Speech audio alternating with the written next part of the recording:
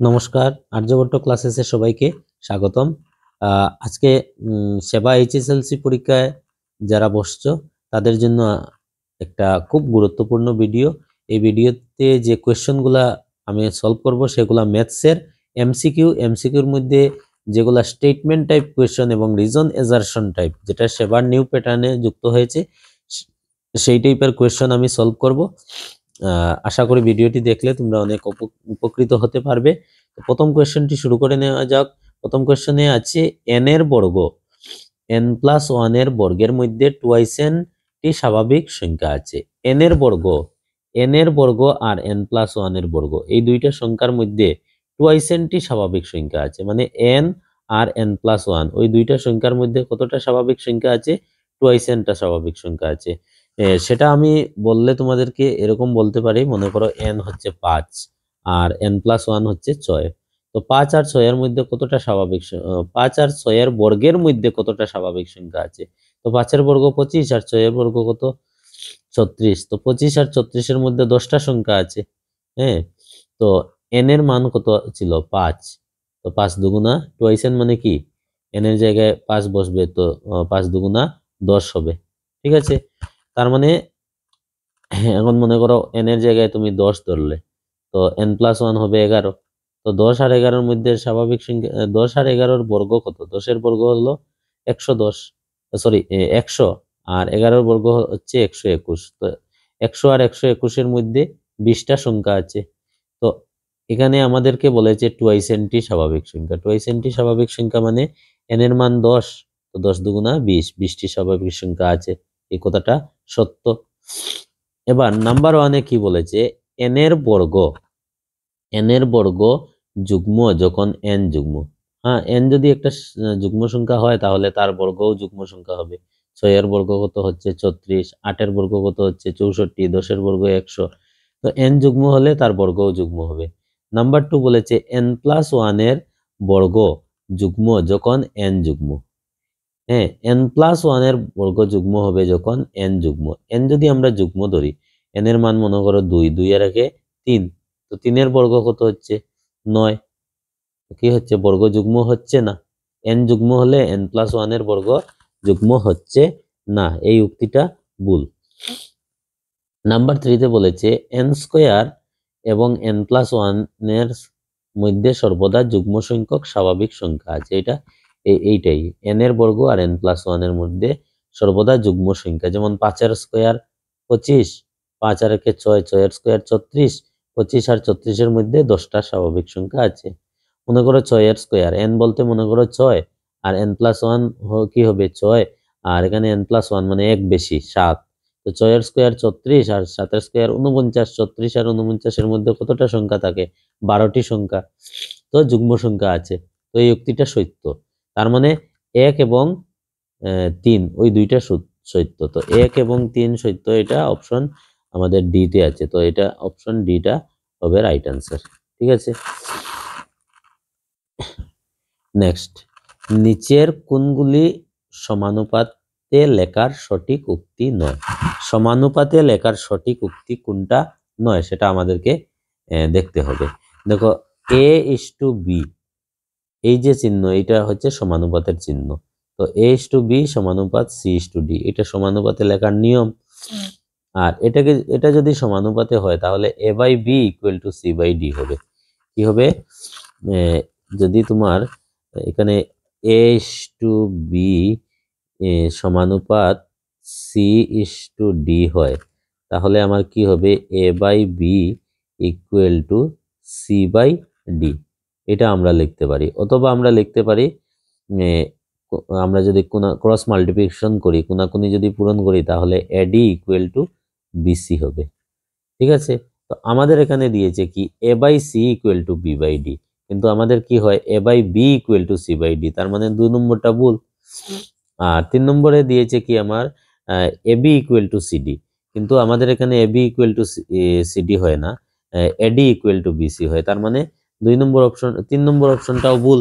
4 নম্বর দিয়েছে প্রান্ত দুটির পূরণফল মাধ্য দুটির পূরণফল। দেখো, প্রান্ত দুটির পূরণফল মানে কি? a আর d এর গুণফল। আর মাধ্য দুটি মানে কি? b আর c, b আর c এর গুণফল সমান। তাহলে এই দেখো এখানে এখানে তো এটা হচ্ছে এ আর ডি এর গুণফল সমান বি আর সি এর গুণফল, তার মানে 4 নম্বর অপশনটা শুদ্ধ। তো দুই আমাদেরকে বলেছে কোন উক্তিটা সঠিক নয়, সঠিক নয় 2 নম্বর সঠিক নয়, আর এই যে 2 সঠিক নয় আর 3 সঠিক নয়। 2 এবং 3 কোন অপশনে আছে? অপশন সি তে আছে, এই যে 2 এবং 3। তাহলে এই অপশনটা হবে আমাদের সঠিক আনসার। নেক্সট 3 নম্বর প্রশ্নতে কি আছে? এখানে মন্তব্য দেখো, এইটা হচ্ছে অ্যাজারশন আর রিজন। অ্যাজারশন এবং রিজন কিরকম প্রশ্ন হয়? অ্যাজারশনে একটা উক্তি দেবে, তারপরে কারণে কারণে আরেকটা উক্তি দেবে, হ্যাঁ, আর তারপর 4টা অপশন থাকবে। প্রথম অপশনটা থাকবে এ এবং বি উভয়ই সত্য। এ এর সঠিক ব্যাখ্যা হচ্ছে বি, মানে ওই যে বি যে উক্তি দিচ্ছে এই উক্তিটা এ এর সঠিকভাবে ব্যাখ্যা করেছে। 2 নম্বর অপশনে থাকবে কি? এ এবং বি উভয়ই সত্য, এ এর সঠিক ব্যাখ্যা বি দিতে পারেনি। আর অপশন সি তে থাকবে এ সত্য কিন্তু বি মিথ্যা। আর অপশন ডি তে থাকবে এ মিথ্যা বি সত্য। বি বা এখানে আরও থাকে, রিজন বলে আরও থাকে। তো আমরা একটা করে দেখি, তো এরকম কোয়েশ্চন অনেক আসবে। এবার প্রথম যে প্রশ্নটা হচ্ছে আমাদের এক্স প্রপোর্শনাল ওয়াই, অর্থাৎ এক্স এবং ওয়াই সমানুপাতিক। তো আমরা জানি এরকম যদি প্রপোর্শনাল থাকে তাহলে একটাকে আরেকটার সমানুপাতিক বলা হয়, কিন্তু এক্স প্রপোর্শনাল যদি 1/y হয় তাহলে এটাকে বলা হয় ব্যস্তানুপাতিক। তো এই উক্তিটা সত্য, এক্স প্রপোর্শনাল ওয়াই, তাহলে এক্স এবং ওয়াই দুইটা প্রত্যক্ষ সমানুপাতিক হবে, উক্তিটা সত্য। কারণ কি বলেছে? যদি এক্স এর মান বৃদ্ধি পায় তাহলে ওয়াই বৃদ্ধি পাবে। এক্স এবং ওয়াই, এক্স যদি বাড়ে তাহলে ওয়াই বাড়বে, তখন এক্স এবং ওয়াই প্রত্যক্ষ সমানুপাত হয়। এই উক্তিটা সত্য। দেখো যদি এক্স বাড়ে এবং ওয়াইও বাড়ে, এক্স বৃদ্ধি পেলে ওয়াই বৃদ্ধি পাবে, তাহলে এটা প্রত্যক্ষ সমানুপাতিক হবে। আবার যদি এক্স কমে তাহলে ওয়াইও কমবে, যদি এক্স বাড়ে তাহলে ওয়াই বাড়বে, আর এক্স কমলে ওয়াই কমবে। এইরকম যদি সিচুয়েশন হয় তাহলে প্রত্যক্ষ সমানুপাতিক হয়। তো এখানে বলেছে কি এক্স বাড়লে ওয়াই বাড়বে, শুধু এক্স বাড়লে ওয়াই বাড়ে তখনই সমানুপাতিক হয় তা কিন্তু নয়, এক্স কমলে ওয়াই কমে তখনও কিন্তু প্রত্যক্ষ সমানুপাতিক হয়। কিন্তু এখানে শুধু একটার কথা বলেছে, বাড়ার কথা বলেছে, কমার কথা বলেনি। তো এক্স বাড়লে ওয়াই বাড়ে তখন প্রত্যক্ষ সমানুপাতিক হয়, এই উক্তিটা কিন্তু ভুল নয়, কিন্তু সম্পূর্ণ সঠিক ব্যাখ্যা দিচ্ছে না। এখানে যদি বলতো এক্স বৃদ্ধি পেলে ওয়াই বৃদ্ধি পায় অথবা এক্স হ্রাস পেলে ওয়াই হ্রাস পায় তাহলে আমরা সঠিক ব্যাখ্যা বলতে পারতাম। হ্যাঁ, তো এখানে উক্তি যেটা দিয়েছে এটা কিন্তু ভুল নয়, কিন্তু সঠিক ব্যাখ্যা আমরা বলতে পারি না। তো আমাদের অপশন বি তে আছে এ এবং বি উভয়ই সত্য, এ এর সঠিক ব্যাখ্যা বি নয়। তো আমাদের অপশন বিটা হবে রাইট আনসার। নেক্সট মন্তব্যতে দিয়েছে কি X proportional to Y, X proportional কি দিয়েছে? ওয়াই দিয়েছে, অর্থাৎ এক্স এবং ওয়াই প্রত্যক্ষ সমানুপাতিক। হ্যাঁ, এক্স এবং সেম আগের মতো এক্স এবং ওয়াই দুইটা প্রত্যক্ষ সমানুপাতিক, আর এক্স এবং ওয়াই প্রত্যক্ষ সমানুপাতিক হয় যখন এক্স এবং ওয়াই উভয়ই হ্রাস পায়। মানে এক্স যদি কমে তাহলে ওয়াইও কমবে, তখন আমরা এক্স এবং ওয়াইকে প্রত্যক্ষ সমানুপাতিক বলতে পারবো। কিন্তু এইমাত্র আমরা জেনেছি যে শুধু কমলে নয়, এক্স এবং ওয়াই উভয়ই যদি বৃদ্ধি পায় তাহলেও প্রত্যক্ষ সমানুপাত হয়, আর যদি হ্রাস পায় তাহলেও প্রত্যক্ষ সমানুপাতিক হয়। তাহলে এখানে সঠিক ব্যাখ্যা আমরা তখনই বলতে পারবো যদি এক্স এবং ওয়াই উভয়ই বৃদ্ধি পায় অথবা এক্স এবং ওয়াই উভয়ই হ্রাস পায়, এই কথাটা যদি বলে। উক্তিটা কিন্তু মিথ্যা নয়, উক্তিটা সত্য, কিন্তু সঠিক ব্যাখ্যা হচ্ছে না। সঠিক ব্যাখ্যা হতে হলে দুইটা কথাই এখানে বলতে হবে, যদি এক্স বৃদ্ধি পায় তাহলে ওয়াই বৃদ্ধি পাবে, যদি এক্স হ্রাস পায় তাহলে ওয়াই হ্রাস পাবে। ওই কথাটা বললে আমরা সঠিক ব্যাখ্যা বলতে পারি। তার মানে এটারও অপশন বিটা কারেক্ট হবে, যেখানে এ এবং বি উভয়, এ এবং আর উভয় সত্য, কিন্তু এ এর সঠিক ব্যাখ্যা আর নয়। তারপরে দেখো question number 5, x1 y1 equal to x2 y2 equal to x3 y3 ... ধ্রুবক হলে x এবং y পরোক্ষ সমানুপাতিক বা ব্যস্তানুপাতিক হয়। তো x1 y1 equal to x2 y2 equal to x3 y3। হ্যাঁ, এটা কি বলেছে, যদি ধ্রুবক হয় তাহলে x এবং y পরোক্ষ সমানুপাতিক বা ব্যস্তানুপাতিক। কারণে বলেছে x এবং y পরোক্ষ সমানুপাতিক বা ব্যস্তানুপাতিক হয় যদি x বৃদ্ধি পায় y হ্রাস পায়। হ্যাঁ, কথাটা সত্য।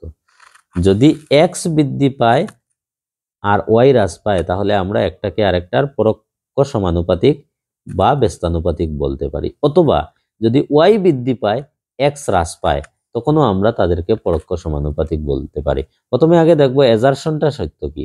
যদি পরোক্ষ সমানুপাতিক হয় তাহলে x1 y1 equal to x2 y2 equal to x3 y3, এটা ফর্মুলাটা কিন্তু সত্য।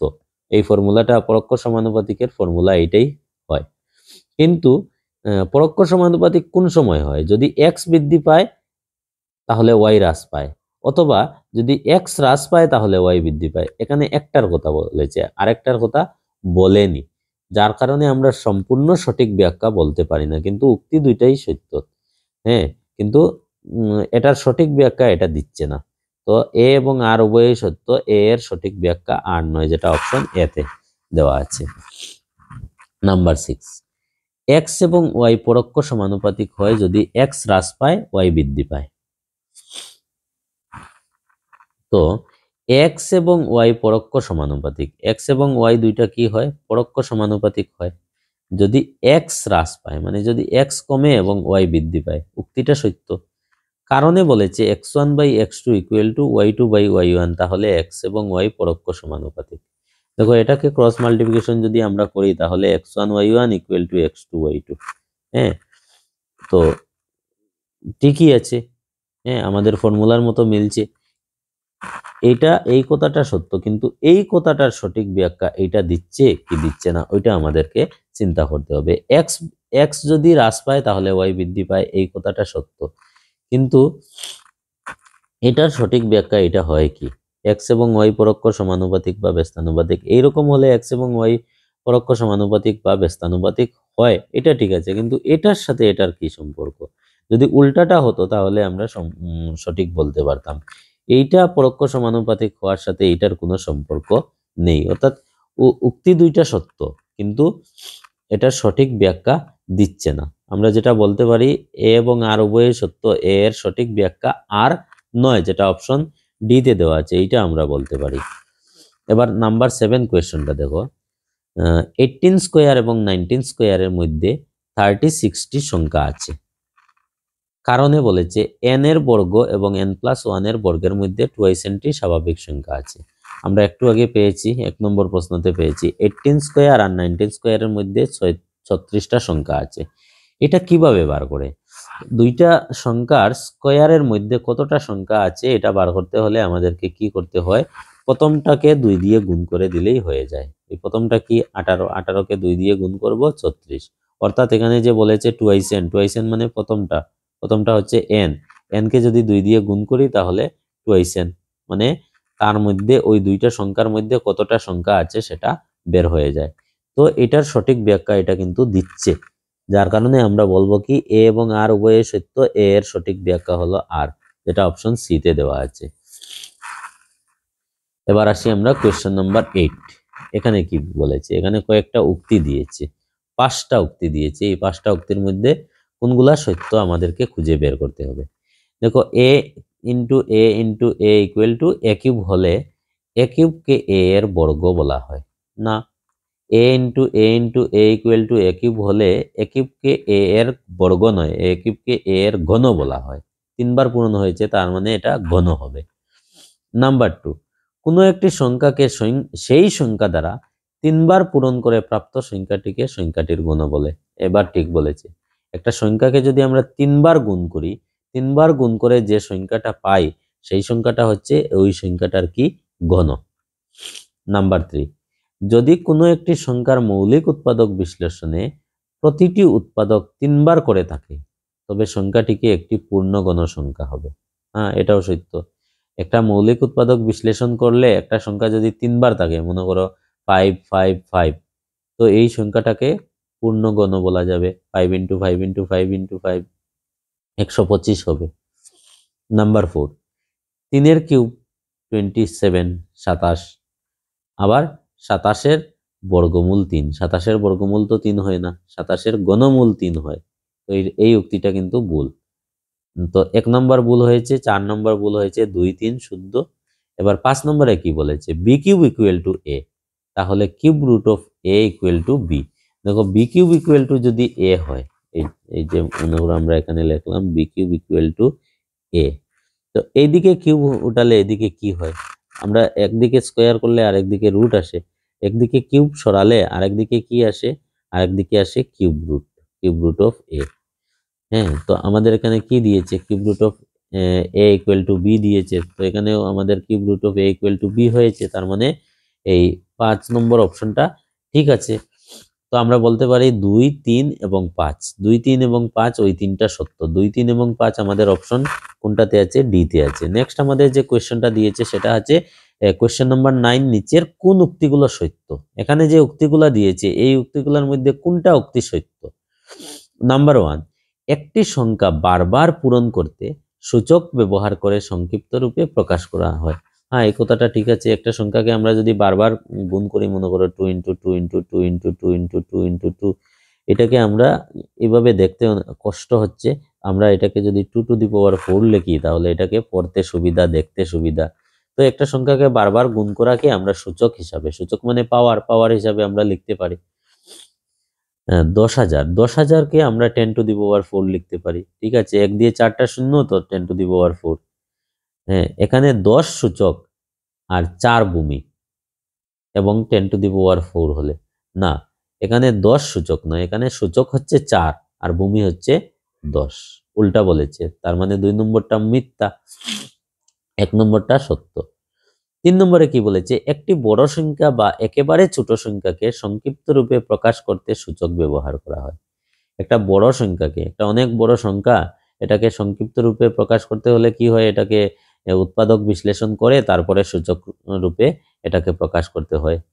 অথবা খুব ছোট একটা সংখ্যা, মনে করো 0.0.0000001, এটাকে আমরা সংক্ষিপ্ত রূপে প্রকাশ করতে হলে এটাকে আমরা 1 ইন্টু 1, 2, 3, 4, 5, 10 টু দি পাওয়ার -5 এরকম ভাবে আমরা লিখি। তো একটা বড় সংখ্যাকেও আমরা সূচক হিসাবে লিখি, আর একটা ছোট সংখ্যাকেও সংক্ষিপ্ত রূপে আমরা সূচক ব্যবহার করে লিখি। নাম্বার 4 যেটা বলেছে, কোন সংখ্যা সংক্ষিপ্ত রূপে থাকলে সেটি পড়তে, লিখতে এবং তুলনা করতে সহজ হয়। হ্যাঁ, কোনো একটা সংখ্যা যদি সংক্ষিপ্ত রূপে হয় তাহলে এটাকে পড়তে, লিখতে, শিখতে সবভাবে তুলনা করতে আমাদেরকে কি হয়, আমাদের সহজ হয় এটা। তো 4 নম্বর অপশনটাও সঠিক বলেছে। তো শুধু ভুল বলেছিল নাম্বার 2তে। তো 1, 3 এবং 4, 1, 3, 4 সত্য, সেটা আমাদের আছে অপশন সি তে। তো অপশন সি হবে এখানে রাইট অ্যান্সার। এবার নাম্বার 10, এটা আবার অ্যাজারশন আর রিজন টাইপ কোয়েশ্চন। মন্তব্যতে বলেছে 0.00000015, হ্যাঁ, কে আমরা 1.5 ইন্টু 10 টু দি পাওয়ার -7 লিখতে পারি। দেখো এখানে আমরা সব সময় আদর্শ রূপে যখন লিখি তখন আমাদের পয়েন্টের আগে, পয়েন্টের বাঁদিকে একটা সংখ্যা থাকতে হয়, একটা অঙ্ক থাকতে হয়। তো পয়েন্টের আগে একটা অঙ্ক থাকতে হলে আমাদের ওই পয়েন্টটাকে এখানে আনতে হবে, 1.5 বানাতে হবে। তো এখানে যদি আমরা পয়েন্ট আনি তাহলে দেখো 1 ঘর, 2 ঘর, 3 ঘর, 4 ঘর, 5 ঘর, 6 ঘর, 7 ঘর। তো আমরা যদি পয়েন্টটাকে ডান দিকে সরাই তাহলে 10 এর পাওয়ারে মাইনাস আসে, মানে পাওয়ার কমে। আর যদি আমরা বাঁ দিকে সরাই তাহলে পাওয়ারটা বাড়ে। তো এখানে ডান দিকে আমরা 7 ঘর সরিয়েছি, তো তার জন্য এখানে 10 টু দি পাওয়ার -7 হবে, যেটা আমাদের সঠিক। হ্যাঁ, তো এটাকে আমরা সত্য বলতে পারি। কারণে বলেছে কি, দশমিকের আগে 7 ঘর থাকলে সূচককে 7 হিসাবে লেখা হয়। দশমিকের আগে 7 ঘর থাকলে সূচককে 7 হিসাবে নয়, সূচককে -7 হিসাবে লেখা হয়। তো এই উক্তিটা কি, ভুল। তার মানে এ সত্য কিন্তু আর মিথ্যা, এ ঠিক কিন্তু আর ঠিক নয়, যেটা আমাদের অপশন ডি তে দিয়েছে। এবার আমাদের কোয়েশ্চেন নাম্বার 11, প্রদত্ত উক্তি, কয়েকটা উক্তি দিয়েছে। এই উক্তিগুলা কি, যে 1 সকল সংখ্যার উৎপাদক। হ্যাঁ, এক দিয়ে যে কোনো সংখ্যাকে ভাগ করা যায়, এক দিয়ে 5কেও ভাগ করা যায়, এক দিয়ে 10কেও ভাগ করা যায়, এক দিয়ে 25কেও ভাগ করা যায়, এক দিয়ে যে কোনো সংখ্যাকে ভাগ করা যায়। তো এক হচ্ছে যে কোনো সংখ্যার উৎপাদক, এটা সঠিক। তারপর আমাদের যে 2 নম্বরটা দিয়েছে, একটি সংখ্যার প্রতিটি উৎপাদকই সঠিক বাহ্য। একটা সংখ্যার প্রত্যেকটা উৎপাদকই সঠিক বাহ্য মানে কি? একটা সংখ্যার প্রত্যেকটা উৎপাদক, মনে করো 6, 6-এর উৎপাদক কি কি? 1, 2, 3, 6। হ্যাঁ, তো এগুলা কি সঠিক বাহ্য?